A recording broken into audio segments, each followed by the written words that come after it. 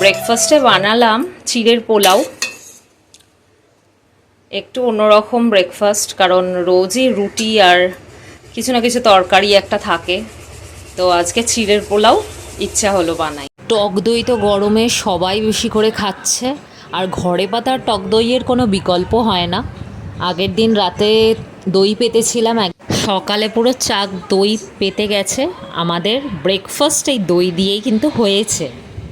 এই আমাদের ব্রেকফাস্ট আজকে সকালের, গরমেতে টক দই দিয়ে রুটি আর পেঁয়াজ আলুর বাটি চচ্চড়ি। টুলে বসেছ?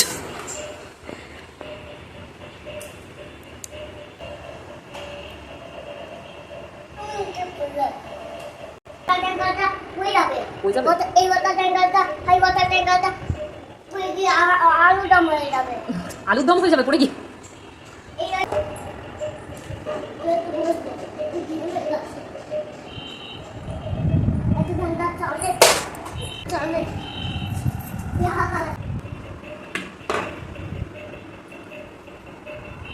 খাওয়া করে না, সামলানো যায় না। অথচ মা বাবা হয়ে সেই জিনিসটাকে হয়তো আমরা তাদের হাতেও তুলে দিতে পারি না। সিম্পল কটা গাছ একটা জায়গার সৌন্দর্যকে কতটা বাড়িয়ে দিতে পারে, সেটা যতক্ষণ না গাছ রাখা হয় ততক্ষণ বোঝা যায় না, তাই না? আজকের ভিডিওটা এত পর্যন্তই। ভালো লাগলে like, share and comment, and অবশ্যই সাবস্ক্রাইব করে পাশে থেকো। আজ আসছি, বাই।